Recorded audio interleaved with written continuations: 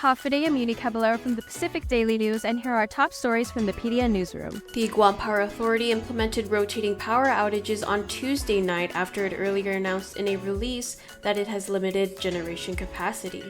Residents may experience power outages this week as the Guam Power Authority works to get baseload units back online.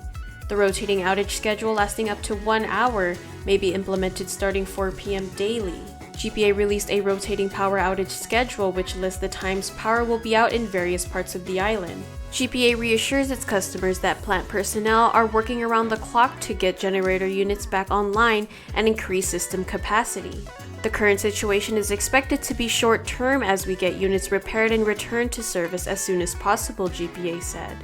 In other news, spokesperson Officer Berlin Savella said that the Guam Police Department has still not located a vehicle involved in a fatal hit-and-run in Mangilao on November 29th that killed Ternita Danis and continues to ask the public for help. GPD issued a wanted vehicle flyer with a photo and description to help in the search last week.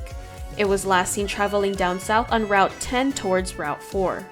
Police also released a small video clip which briefly shows the vehicle as it drives by on the road. Savella on Tuesday said investigators with Guam Highway Patrol Division have followed up on several calls providing possible vehicles that fit the description. However, the investigation after the follow-ups over the weekend ended fruitless. The vehicles did not match, she said. And finally, attendance was barely enough to meet the required 8-member quorum Tuesday at what is expected to be the final session of the 37th Guam Legislature. The legislative session was scheduled to begin at 9 a.m., but after an hour of waiting, they were unable to muster the quorum.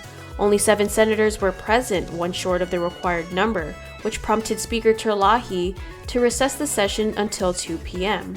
She had announced that 3 members were off island while others were ill or had family illnesses to attend to and could not be there.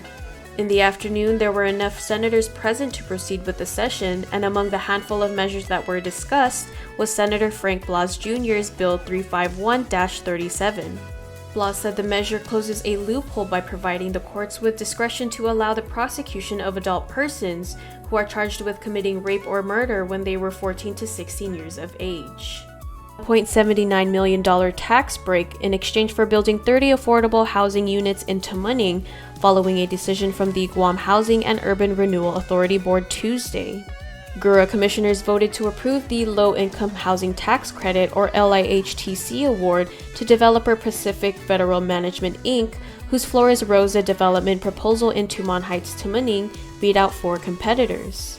A balance of about $4.75 million in tax credits remain up for grabs, with 2 developers tied for second place by GHURA evaluators. The LIHTC program provides developers a credit on their taxes to help finance the construction of affordable housing. Pacific Federal Management's Flores Rosa development will consist of a pair of 2-story buildings hosting 8 one-bedroom and 22 two-bedroom units. In other news, Guam Police Department spokesperson Officer Berlin Savella announced that Chief Medical Examiner Dr. Kang-Chi Kenny-Soo has ruled the death of the man shot during a robbery in Dededo a homicide. A Dededo homeowner allegedly discharged a firearm that fatally wounded another man who apparently tried to rob his home early Monday morning. Mayor Melissa Savares said the homeowner was trying to protect his family and property, and that the community leaves it up to the police to investigate. And finally, the search is on for a new Guam Visitors Bureau General Manager.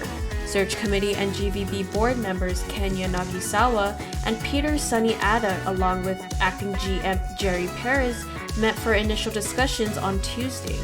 Perez said GVB currently has a general qualification statement for the position, but the president serves at the pleasure of the board. If the board has more issues with greater specificity required, the board can make that adjustment. Yanagisawa, who is also the president and CEO of PHR Micronesia, which owns 6 major hotels on Guam, suggested the next president should be someone who can focus on the bigger picture. For more of these stories, go to guampdn.com and follow us on social media.